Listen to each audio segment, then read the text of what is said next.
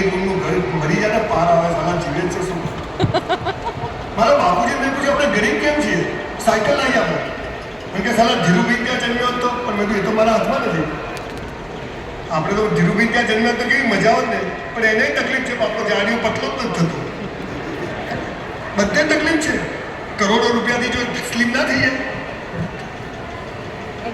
અને કરોડો રૂપિયા હોય તોય નરેન્દ્રભાઈ સ્ટેચ્યુ ઓફ યુનિટી આપણું બનાવે નહીં. તો પૈસાની કોઈ વેલ્યુ નથી, એક સારા જીવનની વેલ્યુ છે. બધું બેસ્ટ કરો અને રોજ ઈશ્વરને સમર્પણ કે તું જે કરે એમાં ખુશ. ત્રીજી વાત, જેના માટે હું આટલા સેમિનાર કરું છું, આટલા સેમિનારમાં બોલું છું, તમારે ભયમુક્ત જીવવું, કોઈના બાપથી ડરવું નથી. એ મિનિસ્ટરો હોય, બ્યુરોક્રેસી હોય કે બિઝનેસમેન હોય, ક્યાંય બી જાઓ ને જરા ડર્યા વિના. અમારે એક શિક્ષક હતા, મને કે ત્યાં કલેક્ટરને મળીને બધું જવાતું છે, મને કે ધડની લાત મારવાની. એવું ના કરે કે જીયા તો આપણે તો બીજા દિવસે જોરથી ધક્કો મેં અંદર લાગે શું છે સાહેબ તમે જોવા જાય. અચ્છા એટલે મેં તો હવે સારો માણસ છે. હવે આપણે બહાર ઉભા રહીને અંદર જઈએ તે પેલું થોડું બોલાવા આવે. ડર કે આગે જીત હોતી है. સામાન્ય માણસ જ્યાં છોડી દે ને ત્યાં અસામાન્ય માણસ વાતને પકડે છે. એટલે ત્રીજી વાત હું જે તમને કહેવા આવ્યો છું, જો તમારે ભયમુક્ત બનવું છે, કોઈથી ડરવું નથી, તો ત્રીજો અને સૌથી મહત્વનો નિયમ શું છે? રોજ મા બાપને પગે લાગો. તમારામાંથી કેટલા લોકો લાગો? Just raise your hand. મુસ્લિમ હોય તો હાથ ચૂમના, ગલે મિલના, આટલા લોકો. તમારે તો લોટરી છે, અને જે નથી લાગતા એમને સમજી લેવાનું કે તમારું કશું ઠેકાણું પડવાનું નથી. ગેરંટી સાથે કહું છું. કેમ? આ દુનિયામાં માત્ર ને માત્ર મા બાપ જ ચાહે છે કે તમારી પ્રગતિ થાય, બાકી કોઈ ચાહતું નથી કે તમારી પ્રગતિ થાય. Only your parents. આ દુનિયામાં મા બાપથી મોટો દેવ નથી, અને મા બાપથી મોટું પૂજનીય વિશ્વમાં કોઈ છે જ નહીં. ઘરમાં જીવતા ભગવાનને છોડી અને પથ્થરોમાં અને મસ્જિદોમાં સોસો તંબુરો નહીં મળે.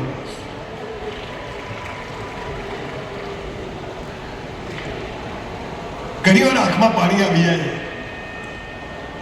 એક મા બાપ ગમે તેવી મજૂરી કરે અને બે છોકરાઓને ગમે તેમ કરીને ભણાવે. હું આજે બાપ છું, મને ખબર છે કે હું મારી દીકરી કાલે અમેરિકા જાય છે, એક દીકરી અમેરિકા છે. અહીંયા અમદાવાદ આવતા મને 20 વર્ષ થયા હતા પાલનપુરથી. કેટલા 20 રાત્રે 2 વાગે જાગી જવા છે, સવારે 5 વાગે ઊંઘ આવે છે. થાય જેવું અમને બી થાય. તો એ મા બાપે પાલનપુર જેવા એક દરજી કામની જગ્યાઓ બધી સંજય રાવલ પેદા કર્યો છે. અમને કેટલી તકલીફ પડી. પછી આપણે એમ કહીએ તમને બોલતા નથી આવડતું, તમને ખબર ના પડે, તમે કેમ આવા કપડાં પહેરો છો, તમે કેમ આવા બેસો છો, સાલા નર્કમાં જઈશું આપણે. ભગવાન પૃથ્વી પર આવ્યો નથી, આવવાનો નથી, એની તાકાત નથી, એટલે એને મા બાપનું સર્જન કર્યું, અને મા બાપથી આપણને પેદા કર્યા. તો આપણો ભગવાન કોણ? સાહેબ, તમારા વોલેટમાં મા બાપનો ફોટો રાખો, તમારી ઓફિસમાં, તમારા ઘરમાં મા બાપનો ફોટો રાખો. તમે જો સાહેબ, તમારું જીવન ધન્ય થઈ જશે. પુરાણમાં બી લખ્યું છે કે મા બાપના પગ નીચે જન્નત છે. આપણે ગણપતિની પૂજા કેમ કરીએ છીએ કે શંકર પાર્વતીની પ્રદક્ષિણા કરીએ કે જ્યાં બેટા જલસા કર. અને આપણે મા બાપને છૂટતા નથી. અને દિવાળી પર લાગે તો કેવી રીતે આપણી રિક્ષાને હેન્ડલ મારતો ને આમ કરે.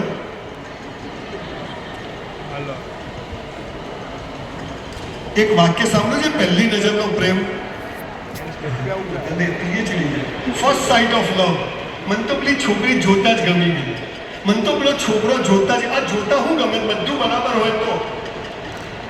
કોઈ છોકરી કાળી હોય, કાળી હોય, વાળ ના કોઈને ગમે? મને તો હાથ જોઈ કોઈ કે. કોઈ છોકરો બિચારો પોલિયો થયો હોય, ફિઝિકલ હેન્ડીકેપ હોય ને વ્હીલ ચેરમાં ફરે, તો કોઈ છોકરી એમ કે સ્ટીફન હોકિંગ્સ થશે, હાથ જોઈએ.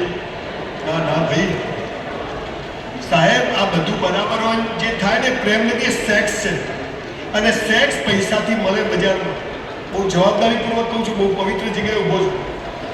પણ પહેલી નજરનો પ્રેમ કોને કહેવાય? હું તમને કહું.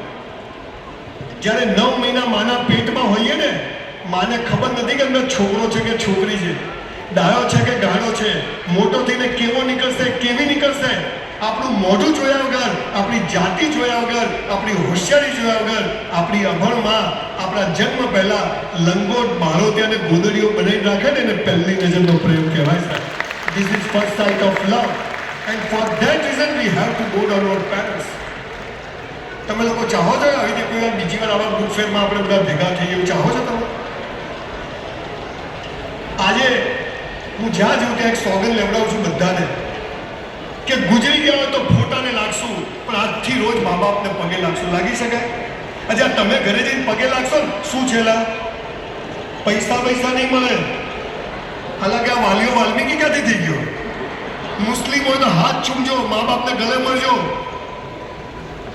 મને સ્કૂલમાંથી જ્યારે શીખવાડ્યું તો હું ઘરે ગયો તો મારી બા ભારત બેઠી હતી. મેં તો આજે જઈને પગે લાગી જ જવું. કેમ મોડો આવ્યો? લાગવું જ નહીં, કેટલું બોલ કરે. પછી એ ઘઉં સાફ કરી મને કે ઘઉં સાફ કરવા બેસી જા. બધું કેટલું કામ કરાવે, પગે જ નહીં લાગે. પણ પછી હિંમત કરીને પગે લાગ્યો 6થા ધોરણમાં. અને બેઠ્યું સાહેબ આજનો દિવસ છે, સવારે 5 વાગે ઘરેથી નીકળું, મારી બાને પગે લાગું, રાત્રે 12 વાગે ઘરે જઉં, મારી બાને પગે લાગીને રૂમમાં જઉં, ભગવાન મારે તારું કોઈ કામ નથી. આટલો પાવર હોય. ભગવાન એ કોઈ વ્યક્તિ નથી, શક્તિ છે. અને શક્તિનો સ્ત્રોત એ મા બાપ છે. અને જે મા બાપને ઝૂકે છે ને, દુનિયાની કોઈ તાકાત સાલે એને ઝુકાઈ શકતી નથી, ગેરંટી મારી. એટલે આજે ઘરે જજો, પગે લાગજો, 2 હાથ ઊંચા કરીને આપણે બધા સોગંદ ખાઈએ કે આજથી મા બાપને પગે લાગશું. કરો હાથ ઊંચા. ભૂલો ભલે બીજું બધું, મા બાપને ભૂલશો નહીં. અગણિત છે ઉપકાર એના, એને વિસરશો નહીં. લાખો લડાવ્યા લાડ તમને, કોડ સૌ પૂરા કર્યા, એના કોડ પૂરવા ભૂલશો નહીં. મા બાપને ભૂલશો નહીં. ખૂબ ખૂબ આભાર આપનો. આ ફોટો કાલે સોશિયલ મીડિયા પર ફેરવીશો. યસ. અહીંયા દીકરીઓ ઊભી છે. દીકરીઓ એક વાત કહું તમને, 2 દીકરીઓ મારી છે ને, 2 મારા ભાઈની છે. હું જોઈન્ટ ફેમિલીમાં રહું છું. તમને કહું છું ગમે તે થાય જોઈન્ટ ફેમિલીમાં રહેજો. જે ભાઈનો ના થાય ને કોઈનો ના થાય, લખી નાખજો. ભેગા રહેવો. સાવરણીની સળીઓ ભેગી હોય તો કચરો કાઢે, છૂટી પડી જાય તો ખુદ કચરો બની જાય, હે ને? તો 4 દીકરીઓનો બાપ છું. 3000 છોકરા છોકરીઓને મેં સુસાઇડ કરતા બચાવ્યા છે, આત્મહત્યા કરતા બચાવ્યા છેલ્લા 5 વર્ષમાં. હમણાં એક મેડિકલ કોલેજમાં એક છોકરો મને કે સર મરી જવું છે. મેં તો કેમ? પેલીએ ના પાડી. મેં તો પ્લગમાં આગળ ગાળ દે પૂરું. ખબર પેલીએ ના પાડી એટલે મરી જવાનું. મા બાપે એના પેલીમાં જ પેદા કર્યો. તમે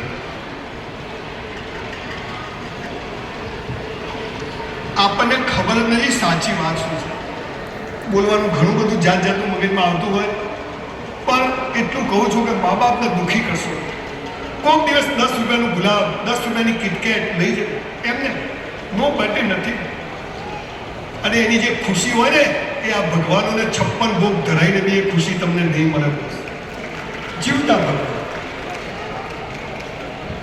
હમણાં મારી બા માટે 5000ના ચપ્પલ લઈ ગયો ક્લર્કના. તો મને જોઈ કે મોંઘા છે, કેટલા લાયા? મેં તો 400 ના. જૂઠું બોલે, હમણાં ધોકા પડશે, સીધું છૂટું મારશે. મને કે ના તો મોંઘા. મેં તો 400 ના હતા, પણ ડિસ્કાઉન્ટ હતું એટલે 270માં મળ્યા. બાકી તો મને હવે 5000 તો ડોસી કેવા ધુલાઈ કરે આપણે. ખાલી મા બાપ ચાહે છે કે મારા છોકરા છોકરી છેતરાય નહીં, બાકી બધા જ છેતરવા બેઠા છે, ઉલ્લુ બનાવવા બેઠા છે. મકા કરી મકાઈ જશે. એટલે મા બાપની આંખમાં જો આંસુ આવી ગયા ને બોસ, નર્કમાં જગ્યા નહીં મળે, લખી નાખે. અને નર્ક ઉપર નથી, સ્વર્ગ ઉપર નથી, ડફોલ બનાવે છે. ઉપર સ્વર્ગ છે, સ્વર્ગમાં અપ્સરાઓ છે, અહીંયા ઓછી છે. હે સ્વર્ગમાં બધું મળે છે. એ મને ફોન કરો, બધું મળે. જીવતા આવડે તો સ્વર્ગ, જીવતા ના આવડે તો નર્ક. 10 રૂપિયાનું દારૂની થેલી બી આવે અને દૂધની થેલી બી આવે. Choice is yours. 4 કલાક તમે મા બાપની સેવા કરો, ધાર્મિક સ્થળો જઈને સેવા કરો, પુસ્તક મેળામાં ફરો અને 4 કલાક બેઠા રીલ જોઈ જાઓ. Choice is yours. આજે સાહેબ 18 કલાક કામ કરીએ. ઈશ્વરે પૈસા એટલે આપ્યા છે કે આ સારું કામ આપણને કેમ નહીં આપતા? સમજે કે આ લોકોનું સારું નહીં કરે એટલે નહીં આપતું. પણ ઈશ્વરને ભરોસો થઈ જાય કે આ માણસ એનું સારું થયા પછી બીજાનું બી કરશે, તે તમને આપશે. એ તો દરિયો આપવા બેઠો છે, આપણે ભિખારીઓ ચમચી લઈને ઊભા છીએ. આટલું આપી દે, ભગવાન કહેતા થાસ્તું. મા બાપને ખૂબ ખુશ રાખજો, એમની ખૂબ સેવા કરજો, ગમે તેવા હોય. એટલે દીકરીઓને માટે જે વાત કહેવાની ખાસ આજે બધા જાહેરમાં કહું છું, દીકરીઓ મા બાપની વિરુદ્ધ જઈને લગ્ન કરશો નહીં. ક્યારે? હું નાત જાતની વાત નથી કરતો. મા બાપની વિરુદ્ધ જઈ સમાજમાં બી નહીં, મા બાપની વિરુદ્ધ જઈને લગ્ન કરશો નહીં. કેમ કે તમે જ્યારે મા બાપની મરજી વિરુદ્ધ કોઈ છોકરા જ્યારે લગ્ન કરો છો ને, ત્યારે છોકરો સમજી જાય છે કે જેને પેદા કર્યા એ મા બાપની આ નથી થઈને તો આ મારી એ નહીં થાય, એ તમને દુઃખી કરશે, એ તમને નહીં રાખે. એ સમજી જશે કે જે પેદા કર્યા એને આ વફાદાર નથી તો મને પણ વફાદાર રહેશે નહીં. માટે ગમે તે થાય, આ કૂવામાં પડશું પણ મા બાપ વિરુદ્ધ જઈને લગ્ન કરવા નહીં. આ બધા લખી રાખજો. ચોથી વાત, પહેલું જે કરવું તે બેસ્ટ કરવું. બીજું ભગવાન પર ભરોસો. બધી મહેનત કર્યા પછી જે કરે બરાબર છે, ઊંધું પડે સીધું પડે. ત્રીજું, મા બાપથી મોટો કોઈ દેવ નથી. મા બાપને દુઃખી નહીં કરવાના. પગ દબાવો, એની સેવા કરો, માલિશ કરો, કરો યાર. તમે જોજો, તમે 1 મહિનો મા બાપની સેવા કરો બોસ, દિલથી પગે લાગો, તમે યુ વોન્ટ બિલીવ કે તમે ક્યાં પહોંચી જશો. ચોથી વાત, મેં જે 3000 લોકોને સુસાઇડ કરતા બચાયા એમાંથી 2500 કયા ખબર છે? પેલીએ ના પાડી.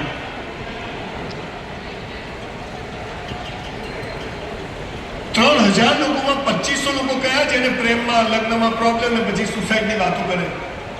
હવે તમે અહીં જે બેઠા છો, તમને એક મહત્વની વાત કહી. કુરાન, બાઇબલ, ગીતા, દરેક ધર્મગ્રંથમાં એક વાત કોમન લખી છે. શું લખી છે ખબર છે? આ તમને ભયમુક્ત બનાવવાની વાત કરું છું. લગ્ન થયા હોય તો બી, ના થયા હોય તોય. હે મનુષ્ય, તારા જન્મ સમયે તારો જીવન સાથી મેં નક્કી કરીને રાખ્યો છે. કૌંસમાં ફાફા મારવા નહીં. યુ નો ફાફા ક્યાં છો? ઠોકાઈ જશે. તમને મા બાપ નક્કી કરવાનો અધિકાર છે, તમને ભાઈ બહેન નક્કી કરવાનો અધિકાર છે, તો તમને જીવન સાથી પણ નક્કી કરવાનો અધિકાર ઈશ્વરે આપ્યો. મા બાપ બદલી શકાય, ભાઈ બહેન બદલી શકાય, તો જીવન સાથી પણ બદલી શકાય. અને જો બદલ્યો તો બીજા જન્મમાં એ જ મળશે. કે પેલા ઝઘડા તો પતાવવા પડે ને સાહેબ. ભારત એક જ દેશ દુનિયામાં એવો છે, 10,000 વર્ષના એના ધર્મગ્રંથોમાં છૂટાછેડા, તલાક, ડિવોર્સ આવો કોઈ શબ્દ મળે તો મને લાવો, તમારે ત્યાં નોકરી આવી જઈશ. આ દેશમાં છૂટાછેડા શબ્દ જ નથી. આ સૌ ભારતીય અહીં તો મા બાપ ફીટ, ભાઈ બહેન ફીટ ને જીવન સાથી એકે બદલી શકાય નહીં. જેવું છે મા બાપ ક્યાં ગમે છે આપણને તો એ લઈએ, ભાઈ બહેન ક્યાં ગમે છે તો એ રાખીએ. તો બહેરું હતું કે નથી ગમતું, છૂટું કરો. આપણને બગી જોયું જ્યારે પેટી બદલાઈ નથી ગમતું. એટલે આ ડિવોર્સ, તલાક, છૂટાછેડા એ ભારતીય સંસ્કૃતિના શબ્દો નથી. જે છે એની જોડે મસ્ત જીવન પૂરું કરી દેવું. કેમ કે એ તમારા લખણ પ્રમાણે, કર્મ પ્રમાણે ઈશ્વરે તમારા જન્મ સમયે નક્કી કરીને રાખ્યું છે. એટલે એ મળ્યું તો એની જોડે પૂરું કરવાનું. લડાઈ ઝઘડા. અને તમને કહે લગ્ન એટલે શું ખબર? 2 માણસો 10% પ્રેમ કરે, 90% ઝઘડા કરે અને તોય સુધરે નહીં અને તોય ભેગા રહે. આનું નામ લગ્ન. સુધરે નહીં, એકબીજા બોલે જ જાય. તારી મમ્મી આમ, તારા પપ્પા આમ, તે લગ્નમાં આ ના કર્યું, મારે તો ત્યાં પેલી મળી ગઈ હતી, પેલી કે મને પેલો મળ્યો તો ફૂટી ગયા અહીંયા આવી. તોય મારે હાજર કે ચલો પિક્ચર જઈ જઈએ. પણ આપણા દેશમાં અંગ્રેજી બોલવું હોય તો સ્પેલિંગ આવડવા જોઈએ. તો લગ્ન કરવા તો પ્રેમ શું છે ખબર હોવી જોઈએ, સેક્સ શું છે કોઈ બોલતું નથી. અત્યારે તો તમે આવી જગ્યાએ કહો ને પ્રેમ, સેક્સ, આ ભાઈ તો કેવું બોલે છે, એટલે આપણે એમને મારી ગયા. આ જરૂર તમે જુઓ આપણો સમાજ કેવો છે. આટલા નાના છોકરા છોકરી હોય ને, રમતા રમતા રમતા કિસ કરે, હગ કરે. એને ખબર નથી કે કિસ ને હગ શું. મમ્મી જોઈ, હે શું કરે, છોકરી આ બાજુ, છોકરો આ બાજુ. એને એમ થાય કે આવું કરાય નહીં.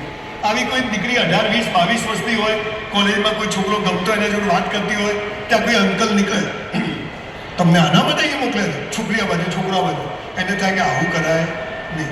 હું અહીં આવ્યો, કોઈ બેન મને સરસ રૂપાળા બહાર મળી ગયા, હાય હેલો, તો ભાઈ આ સાહેબ આવ્યા, સંજયભાઈ આવું મને, એટલે કરવાનું ક્યારે? નાના હોય નહીં કરવાનું, જુવાનીમાં ઘરે તો કરવાનું ક્યારે? પ્રેમ કરી લેજો બોસ. પ્રેમ છે ને, આ મારો પ્રેમ છે કે હું અહીં આવ્યો છું. અમારો પ્રેમ છે પુસ્તકો માટે. જ્યાં કંઈ પુસ્તકોનું કામ હોય ત્યાં હું જઉં છું.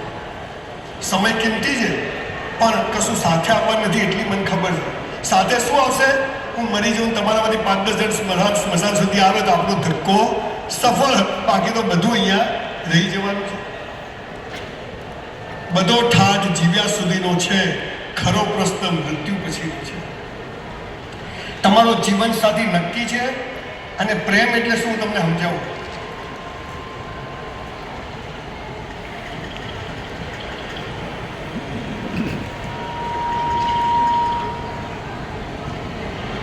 મને કે બંધ કર દો, બિચારી કહી ના શકે એટલે ડરે થોડી. અહીંયા લો ગાર્ડન છે, ખબર છે? ત્યાં છોકરા છોકરીઓ પ્રેમ કરવા આવે તો હું જોવા જઉં તો છોકરો છોકરી એકબીજાનો હાથ પકડીને શું કહે? જો બકા. આ બકા કે ને એનાથી ચેતવું. જો બકા, તારે મને કરવાનું, હું તને કરું. તારે કોઈ નહીં કરવાનો, હું કોઈ નહીં કરું. આ કેવી વાત થઈ? બે વેપારી ભેગા થાય. તારે મને માલ વેચવાનો, હું તને વેચું. તારે કોઈ નહીં વેચવાનું, હું કોઈ નહીં વેચું. એટલે બે ભિખારી થશો. આપણે સમજ્યા જ નથી. જીવનની ઉત્કૃષ્ટ અવસ્થા છે પ્રેમ. કોઈ વાર 2-4 કલાક આવીશું વાત કરવા. એટલે પહેલું જે કરવું એ બેસ્ટ કરવું. ઈશ્વર પર ભરોસો.